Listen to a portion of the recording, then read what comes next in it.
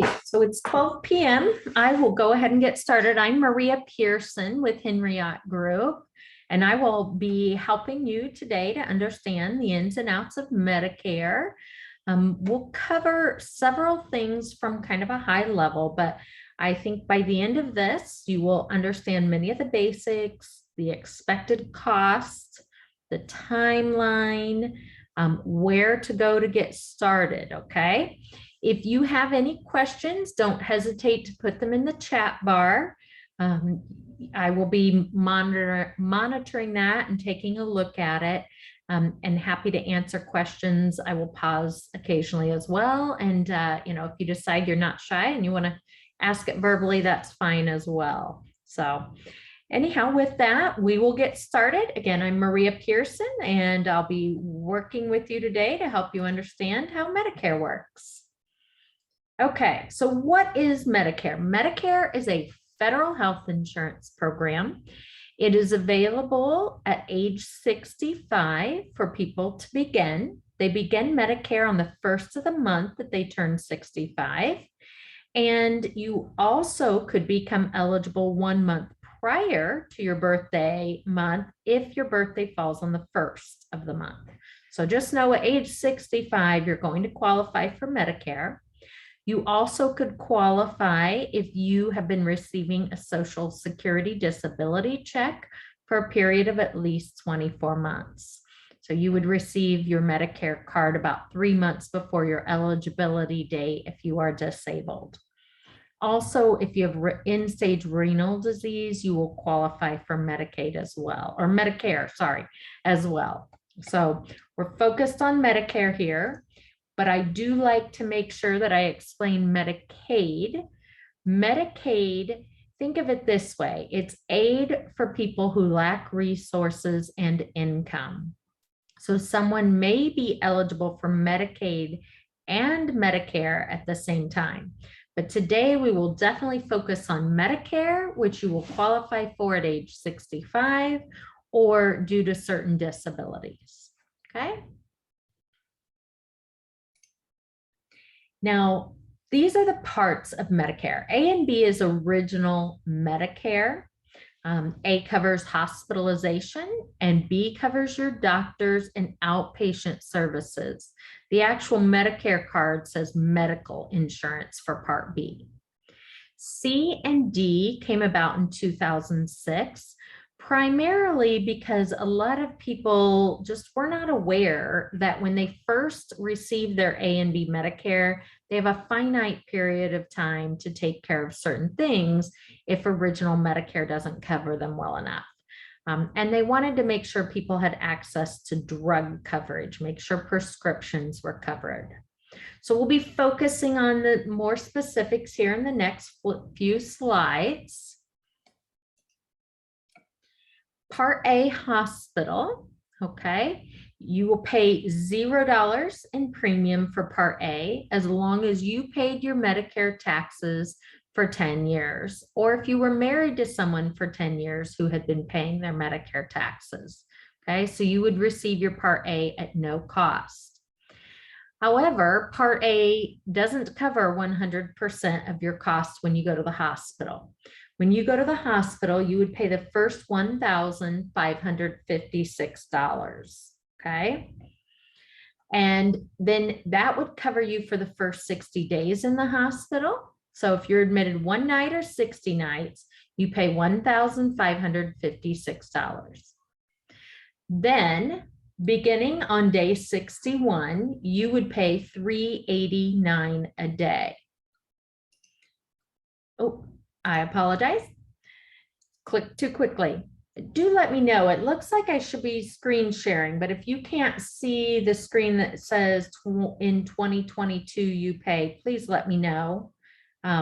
Usually it has a green line all the way around the screen and I'm not seeing it, but it does say I'm sharing. So let me know if you can't see the screen that says 2022 you pay. Okay, looks like everyone can see it. Okay, so again, first 60 days, $1,556. Day 61, you begin paying $389 a day. Okay. And that would be your copay per day for days 61 through 90. Then day 91 through 150, you have a copay of $778 a day. And those last 60 days are what they refer to as lifetime reserve days. So for instance, if you were in the hospital for 100 days, you would use 10 of those up and you have 50 to use later in life. They will work really hard to get you out by day 90. The average length of stay in the hospital for someone on Medicare is actually 3 admitted nights. And part of the reason for that is Part A will potentially cover 100 days of skilled nursing, but you have to have had a qualifying hospital stay of 3 nights in order to have that covered, okay? First 20 days are covered very well. Days 21 through 90 in a skilled nursing facility, you have a copay of just under $200 a day, okay? Now, Part A also covers hospice care for you, and then blood as far as transfusions, but each calendar year you would be responsible for the first 3 pints of blood, okay? So that's all Part A. $0 premium sounds great, but you do have potential out-of-pocket costs. Now, Part B is the second portion of original Medicare. Part B, where your doctors and outpatient services are covered. They call this your medical insurance. You pay a premium for Part B. The base premium for Part B is currently $170.10 a month. If you're taking Social Security, that will come out of your Social Security check. If you are not, you will be billed on a quarterly basis by Social Security, okay? Now, Part B, you have a deductible, which is an annual deductible of $233 currently. And you meet that deductible, then Medicare would pay 80% of the remaining costs of those services, and you would pay 20%. There is no out-of-pocket maximum for Part B, okay? I do want to note to you that the $170.10 premium that you pay for Part B is also based off of income. So the majority of the population pays the $170.10. However, if you are a joint tax filer and your income 2 years ago was above $182,000, or if you are a single tax filer and your income was above $91,000 2 years ago, you will pay more for your Part B premium. They call this an IRMAA charge. So IRMAA stands for Income Related Monthly Adjustment Amounts. And if your income was above those levels 2 years ago, you will pay more for Part B. They always do a 2-year look back and they get the data from the IRS, okay? So there are some rare circumstances you could appeal that additional charge, but just be aware you will get a letter if your income was higher 2 years ago. And they look at modified adjusted gross income for that, okay? I do want to note that Part B is one of the areas that you could see a penalty under Medicare. And that penalty would be 10% of the premium. So 10% of the $170.10 for every 12-month period you went without Part B and should have had it. Okay. Now, what I mean by should have had it is, let's say you work until age 67 and you had employer coverage and your employer had more than 20 employees. You don't need to worry about picking up Part B. You will avoid the penalty. You will avoid the Part B penalty as long as you have an employer plan. However, you will not avoid it if you are on COBRA or if you are taking an individual health plan through the marketplace, if you have a short-term plan, if you have a Christian share type plan, you would be subject to the Part B penalty. So you only have a set amount of time that you can get enrolled. So definitely, if you're turning 65, do your homework, figure out your situation, how you're currently covered, what you have access to, and find out if you need to pick up Part B. Okay, I'll be talking more about that later with in relevance to the size of the employer people work with. But just know you need to be aware this is one area where a penalty can occur. Now, to pick up A and B original Medicare, that is done through the Social Security office. So that's where you pick up your Part A and B. If you are receiving a Social Security check, you will automatically receive your Medicare card 3 months prior to your eligibility date, okay? So just keep in mind, if you're taking Social Security, you will receive your Medicare card automatically 3 months prior. If you're not, there will be steps to take by enrolling through Social Security. The easiest way is to enroll online at ssa.gov, or you can call and do a phone appointment. Currently, I am finally hearing that some of the Social Security offices are opening up for appointments as well. So just keep in mind, those are the 3 ways that you can enroll in your A and B, unless you are automatically enrolled because you take Social Security, okay? So A and B, original Medicare, when you retire or you don't have other qualifying coverage, you absolutely have to pick up A and B. It doesn't matter what other coverage you pick up, okay? Now let's talk about C and D. So we're going to get into some of the basics here. Part C is an advantage plan. They're actually operated through private insurance companies, okay? So again, you have to have A and B in order to pick up C, and most incorporate your drug coverage into them, okay? There are some plans that do not. They're really designed for people who have veterans benefits, okay? Now, a key component with Advantage plans is that they work on networks of doctors. So you would have a network that you could see. Some of the plans operate on an HMO, Health Maintenance Organization, where it is in-network benefits only. Others operate on, say, a PPO, where you have access to any doctor in and out of network. You just might pay more if you go out of network. So very similar to a group copay style plan. These do change yearly, so they always change on the calendar year. And then what that means for you is every year you have the opportunity to change your plan during the annual enrollment period, okay? So October 15th through December 7th, if you're in a Medicare Advantage plan and you want to look at a different plan, you can do so between those dates. You're guaranteed the opportunity to change as long as you have your application filed by December 7th, and your new plan would begin on January 1. Now, and Medicare Advantage plans are contracts with the government, so they're required to cover at least what Medicare A and B covered. They're just not required to pay your portion, okay? And they will just set their own schedule of benefits to determine how much you pay at the hospital, or for a doctor copay, or for therapy, or your medicines. All of those things are set then by the Advantage plan carrier, okay? They have to file them and have them approved by the Center for Medicare and Medicaid Services each year. So that's Part C. Part D is your prescription drug coverage. So prescription drug coverage plans also change every year, and you can adhere to the open enrollment period timeframe to change your plan for January 1.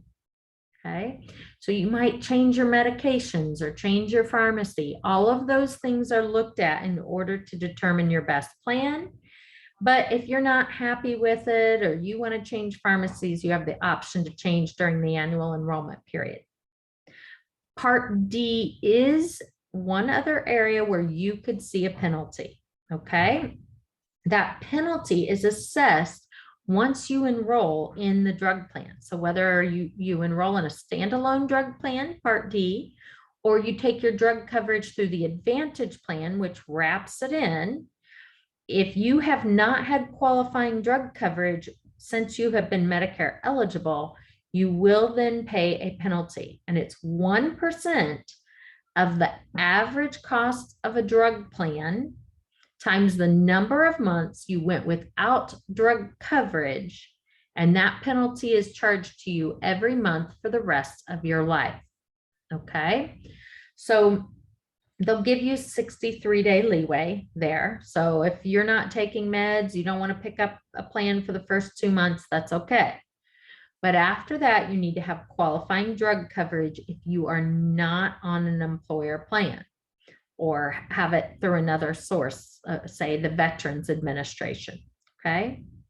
So the average cost currently of a drug plan is $33 a month. So they would take 0.33 times the number of months that you didn't have qualifying drug coverage, and they'll charge that to you once you get enrolled in a drug plan, okay? But keep in mind, if you don't pick up a drug plan when you're first eligible or you have your special election period, then if you don't pick up that drug plan at that time, that's when you would be penalized. Okay, so keep that in mind. We're happy to run some calculations for you, help you determine if that situation applies to you. The number one thing I tell people who are still working is to ask your employer for the creditable coverage notice for Medicare Part D. If you're on employer coverage, you should be receiving a creditable coverage notice each year, okay? As long as your employer plan covers your drugs as well as Medicare does, then it's considered creditable and you would avoid the penalty, okay? So it gets kind of complex. I will tell you, if you're on individual health, that wouldn't keep you from the penalty. So you need to keep in mind that if you're not working or on an employer plan, you would likely be exposed to having that penalty later on. Okay. So do we have any questions? I've been trying to keep an eye on it, but if we do, you're more than welcome to ask. Don't be shy.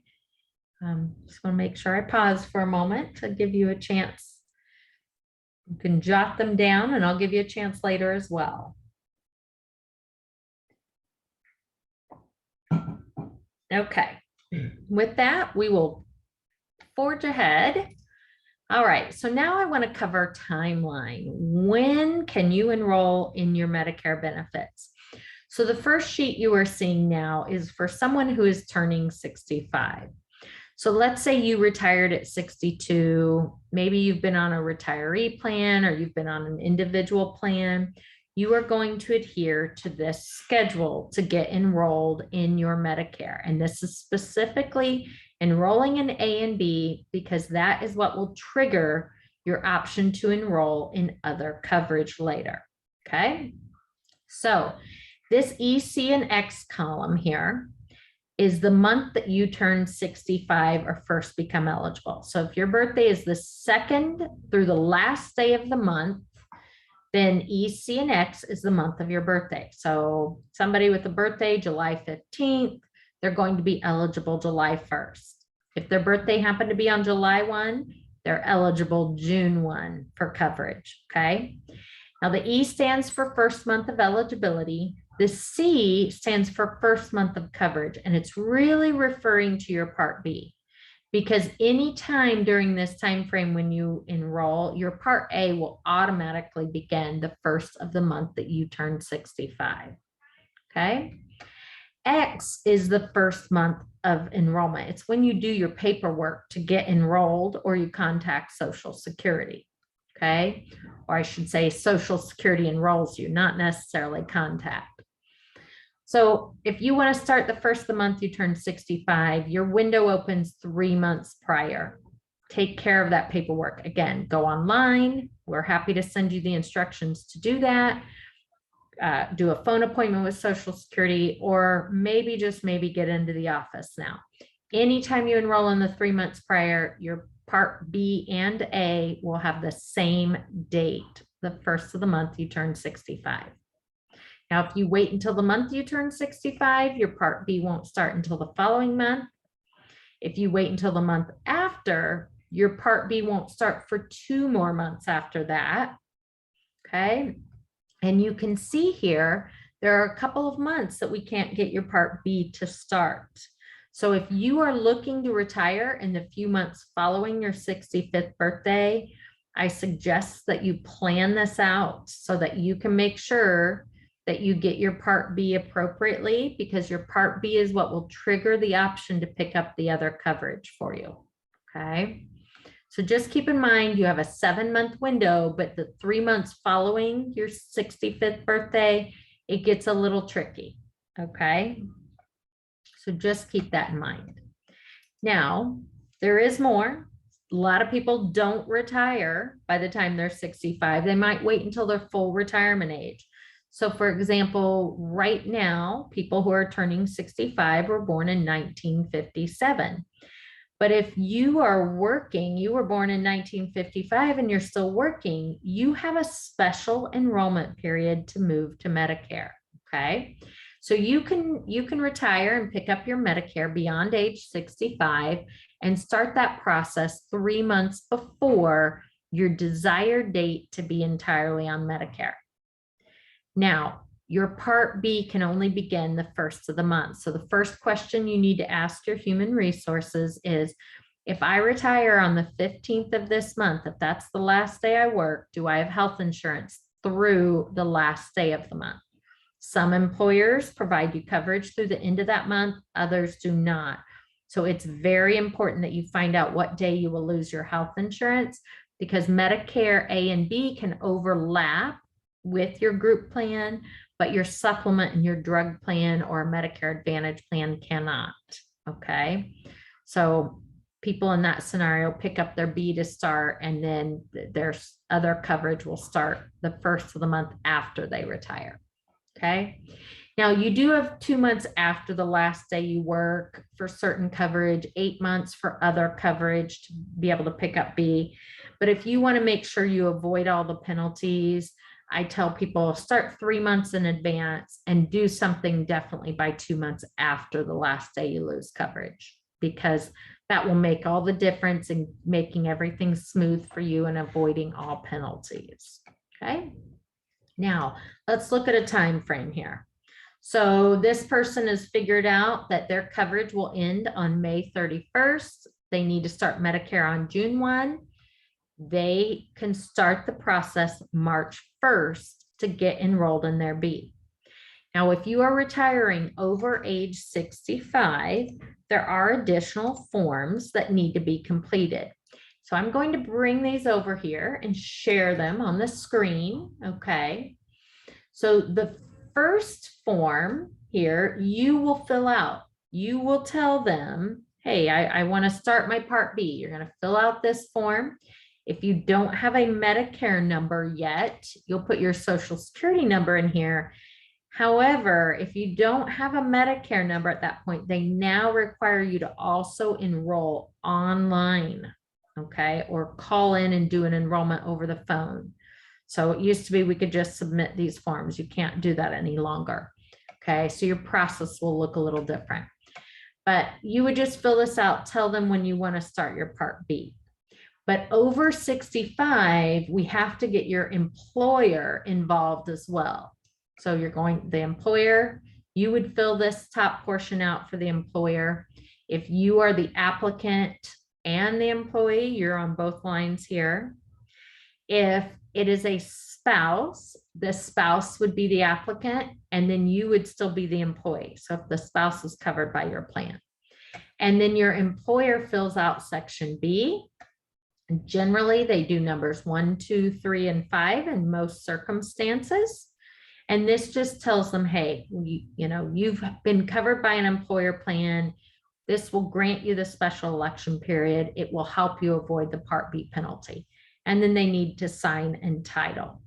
I typically tell people with this that they need to get that form completed sometime in the 60 days prior to their window opening.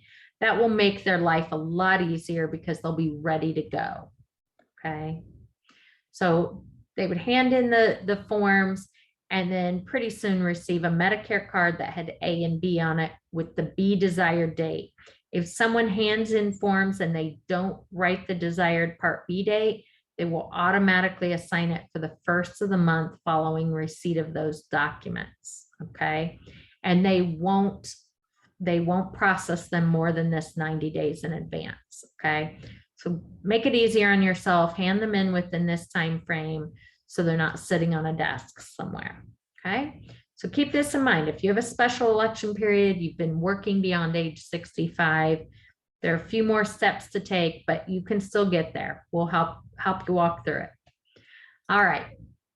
Now I want to focus on one of the big questions I get from people about house savings accounts, because many people do work beyond age 65, and many people have a house savings account tied to their employer plan.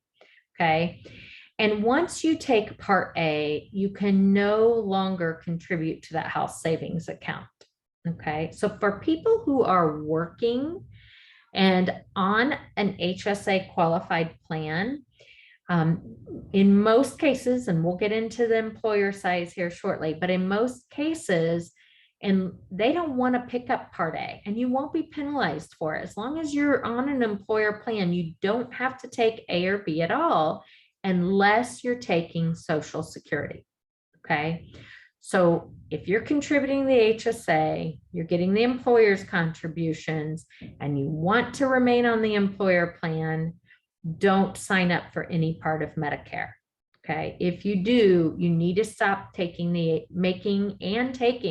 HSA contributions from the employer. Okay.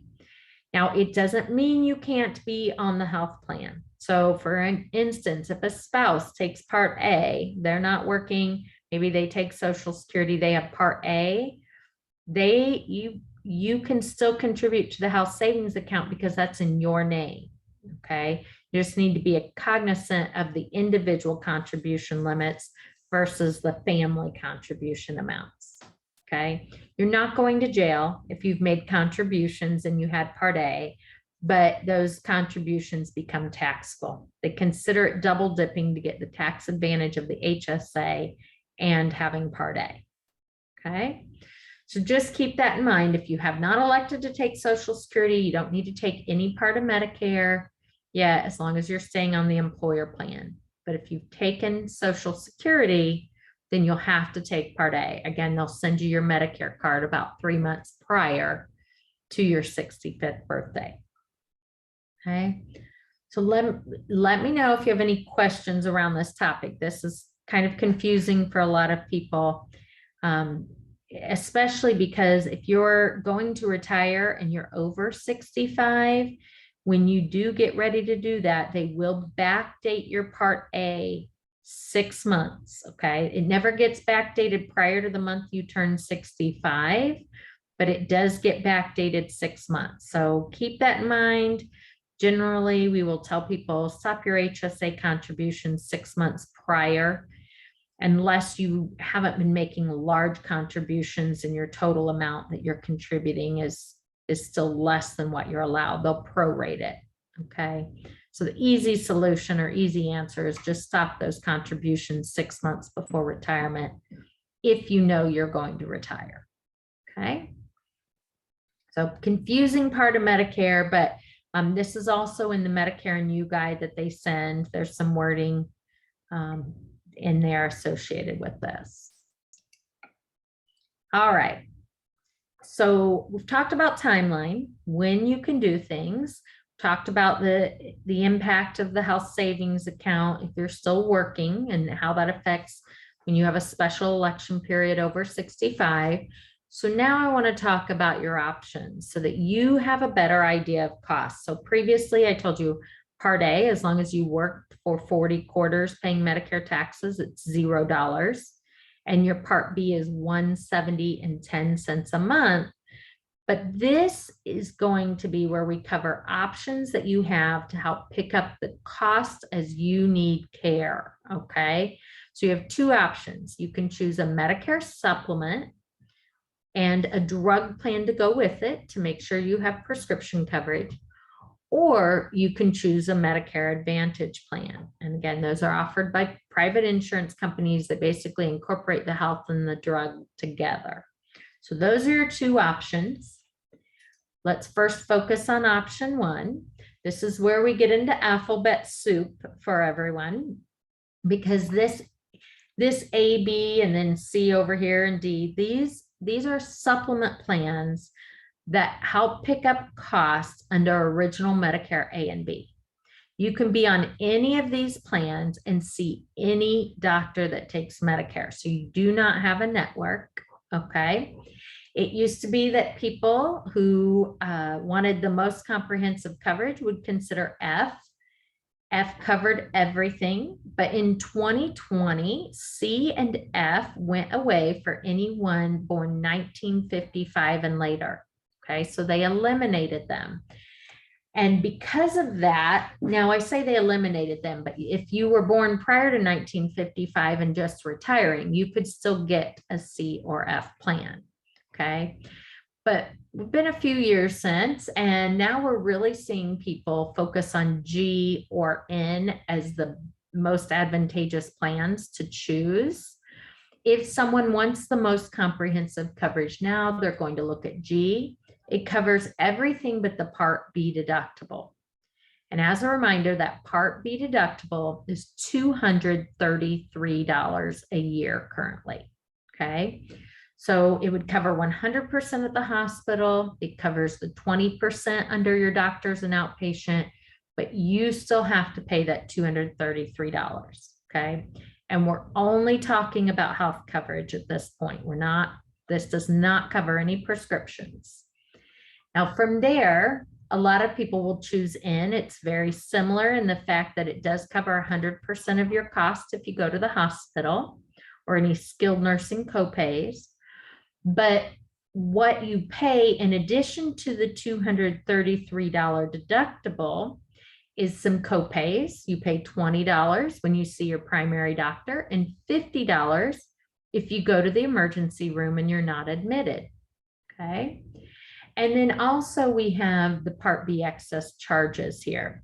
So if you see a doctor for something medically necessary that Medicare covers, but that doctor does not contract to take Medicare, they are allowed to charge you an additional 15% above the Medicare negotiated rate for that procedure, basically an admin fee for helping file the claim or taking care of you, but they can charge that. It's pretty rare because most doctors do take Medicare, okay? Now, the third most popular plan that we see is actually this G1 here. And G1 is really high deductible G. And what it means is it will pay 100% again, but not until you pay $2,490 this year. So you would pay the first $2,490 towards the hospital deductible, any copays, the Part B deductible of $233, then you would pay 20%, and you would max out at $2,490 this year. Okay. So G, high deductible G, and N are really where we see most people go. They tend to be the best value for the premium you're paying. Okay. So that would be the first part of option one. And then you would pair it with a drug plan, the standalone drug plan. So this is where I mentioned the average cost currently is $33 a month. We utilize a tool on Medicare.gov. Anyone has access to this tool. It's not the most intuitive. So unless you use it a lot, it can sometimes be a little tricky to understand what you're, navigating through. But we get from people their zip code, including what county they live in, the medications that they take, and it has to be very specified, and then what pharmacy they choose. Okay, so we utilize that and narrow it down to how can we save someone the most money possible. Okay, so not sure where you live, but in Indiana, currently most counties have 23 drug plans available. And the cost difference can be thousands of dollars from the best to the most expensive. So we use this to help people determine. Now, as a reminder, you can change your drug plan on a guaranteed basis each year. The new plan would start January 1. Okay, so option one, this is just giving you a rough idea what someone could expect in cost. I typically will tell people, when they're asking me, well, how much would it cost me to move to Medicare compared to being on an employer plan? The high end right now, I would say, is about $330. Okay. Now these are male age 65 non-smoker rates. So keep in mind all supplement plans are rated based on male or female, smoker, non-smoker. Your zip code plays an impact on that as well. So you can see this is a plan G, this is a high deductible G, and plan N falls in the middle. It does lean a little closer to the G premium than the high deductible G, however. Okay. You'll see the base Part B, and I've used the average Part D here. On the first option, that's your most comprehensive. This for supplement is your least comprehensive. But remember, all supplements, you see any doctor you want, any place that Medicare is taken.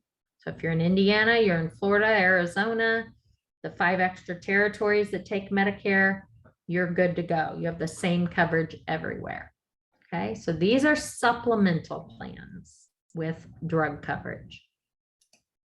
Now let's talk about option 2. That's where someone might consider a Medicare Advantage plan. And you cannot have a Medicare supplement and a standalone Part D and an Advantage plan together. It's going to be either or. So option 2, private insurance will offer an Advantage plan. Keep in mind, we have a lot of carriers that offer both Advantage plans and supplements. So I'll have people call me and say, well, I have Anthem. It's a supplement, and what they really have is an Advantage. Okay. So we have a lot of carriers that offer plans on both sides, but these will pay instead of original Medicare. So you still have to keep your original Medicare, but the claim will go through the private insurance company, and then they have their set copays and coinsurance. Now they're required to pay at least what Medicare A and B pay. So for example, on a Part B type claim for doctors and outpatient, they're required to at least pay that 80%. Okay. And then you would be responsible for 20%, or they might have it set up as a copay. They will have a network of doctors. So we always look up at who your doctors are in network with before we would even let you enroll in a plan. And again, they change yearly, and your new plan would begin January 1 if you decide you want to change your plan. If you're happy with your plan, it just rolls over into the next year. Okay. If they eliminate a plan, they will send you several letters giving you an opportunity and a reminder that you need to choose a new plan. Now, what people love about Medicare Advantage are perks: dental, vision, gym. They have lots of perks on them. Those perks help balance out the potential maximum out of pocket. So if people take advantage of those perks, it will help balance out that cost. All right. So Medicare Advantage plans, they are priced based on the zip code and the county someone lives in. So we could have the same benefits in our county as we do in the next, but the premium could be different. So your Part B will still be that $170.10, but these are examples for male and female of any age, whether they're tobacco or non-tobacco, doesn't matter. This is the premium for anyone in a certain zip code. Okay, so it gives you kind of an idea. You're looking at much lower premiums, several are even $0. And then it gives you an idea. You'll pay deductibles, copays, coinsurance. You'll have a potential out-of-pocket maximum. You have medication copay ranges or coinsurance on these plans. So again, when I mention that someone will say, will it be more or less expensive for me to stay on my employer plan? Right now, I tell people it will cost you between $170 and $330 when you move to Medicare, as long as your income falls within the basic ranges. That's what the majority of people pay, at least at age 65. Okay, so hopefully that helps you with some of your budgeting and what to expect. So these are Medicare Advantage plans. Low premium, pay more cost as you need care. Okay, but you get the perks and some bells and whistles. Now you do have some perks available on supplemental plans, but not as many are available. But we can find you gym memberships. It's the #1 perk people ask for. And there are gym memberships on both options available. All right, so now I want to talk about if you are still working and you are Medicare eligible. So you are eligible to pick up Part A and B if you're 65 and you're still working, and you would pick them up if there are 20 or more employees at your place of employment. Then your group health plan would still pay first. Okay. I will tell you, anyone in this category, 20 or more employees, age 65 or older, okay, I would not advise them to pick up Part B. There is no reason to pay that 170 and 10 cents and pay for Part B, because your group health plan will pay first. They don't typically pick up very much cost for you at that point. Okay. So just keep that in mind. There really is almost never a reason somebody needs to keep Part B. Okay. Now, if somebody is 65 or older and the employer has fewer than 20 employees, they almost always have to have A and B. So I will tell them they need to get their hands on the health certificate for their employer. And if the employer health certificate states that they will only pay claims as if they have A and B, then they need to have A and B from the time they turn 65. And that's because Medicare will be the primary payer for all claims.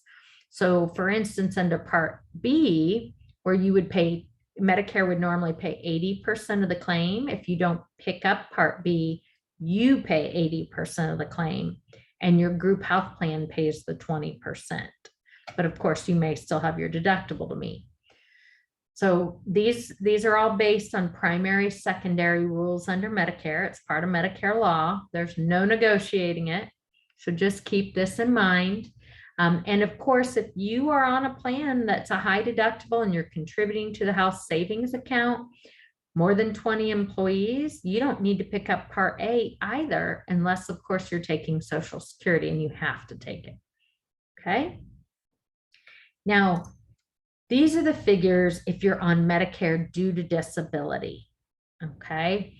So if you're under 65, you have Medicare due to being disabled, receiving a Social Security check for 24 months, you'll automatically be enrolled in A and B. You can't turn down Part A at that point. But the number of employees is 100 instead. So 100 or more employees, you wouldn't necessarily need to keep your Part B at all. There wouldn't be any reason. Fewer than 100, yes, you need to keep your Part B in that scenario. Okay. So just keep in mind, when the group health plan pays first is over 100 employees if you're on Medicare due to disability. Medicare pays first if it's under 100 employees. Okay. All right, just briefly going to cover prescription drug stages, only because I still get asked, what is this donut hole thing? Know that if you will hit it, we will be able to see that when we use the Medicare.gov plan finder to help someone choose a plan. Just know, between you and insurance, you would have to be spending $4,430 on your medications. Okay. We would know that by using that plan finder tool and be able to help guide you on what to expect and budget. Because once you hit that coverage gap, you pay 25% of the full price of a medicine. So if you have $1,000 medicine that maybe you had to meet the deductible for, and then you went to paying about $50, and now all of a sudden you hit this phase, you're going to pay $125 for that medicine instead. So this is what's referred to as the donut hole. I know there was talk that it was going away. It really wasn't going away. They just keep raising the number to get there. Okay. So just keep that in mind. And it's all based off of the retail price of the medicine. So both what you pay and insurance. Okay. Your next steps. So the first place to go to get enrolled is really through socialsecurity.gov. So if somebody's needing to pick up Medicare, they're going to go to ssa.gov, they're going to choose menu and Medicare, and then they'll scroll down and they can apply for Medicare only. If somebody is going to take Social Security, they will ask them during that application to take the Social Security check if they want to pick up Medicare Part B. They never ask about Part A because it's automatic at that point. Even if you're not taking Social Security and you go to enroll in Medicare, Part A will be automatic when you pick up B. Okay. So if someone is moving to Medicare, Social Security is the first stop. Of course, we have a lot of people come to us first, and then we'll send them the directions to get enrolled in A and B. And then the next step is to look at Medicare.gov. There are a lot of great resources out there. I will tell you, you can get Part C and D premiums. You can get all kinds of details on Parts C and D, Advantage and drug plans. You will get very minimal information about Medicare supplements. When you go to put in information to get more details, it will have you put in your email or phone number. Well, you can expect your phone to ring off the hook, because that's basically giving carriers permission to call you. So it's pretty hard to get rates for supplements except for utilizing an agent or a broker to do that. Okay, but these are really the locations that go. They have great resources. And of course, at Henriott, we're happy to help you as well. So with that, I'm going to share contact information with both Dakota and I. I think I'm a minute over what I mentioned. So sometimes I get long-winded, but hopefully you've found this to be very helpful in how to start the process, what to expect in cost, where to go in general to make sure that your coverage is taken care of when you get ready to retire. But don't hesitate to reach out to either Dakota or myself. We are both fully certified and contracted with many different carriers as independent brokers. Our job is to find out what is best for you, not to try to fit you into what we offer. Okay.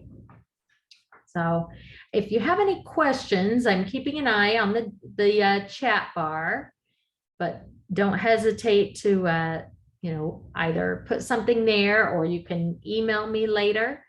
We're hoping to get this posted on our Henriott Group YouTube page here in the next couple of days, so that if you needed to watch any of it again, you could do so. Okay. I do appreciate you taking time to be with us today.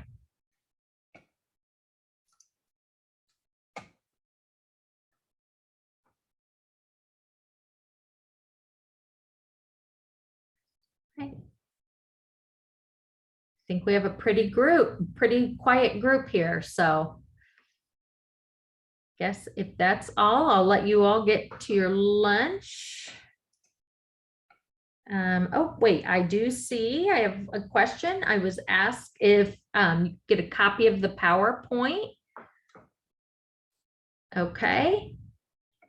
And so, yes, I'm happy to provide a copy of that. If you wouldn't mind just sending me an email, I will send you a copy of this PowerPoint, which I think you should find pretty helpful. Okay. So yeah, you can just email me at the mpearson@henriott.com.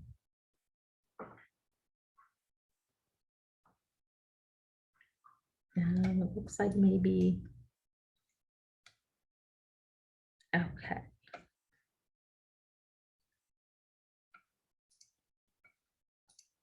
All right.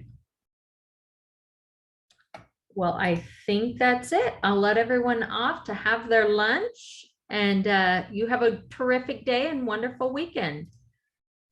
Thanks for joining us. Bye-bye.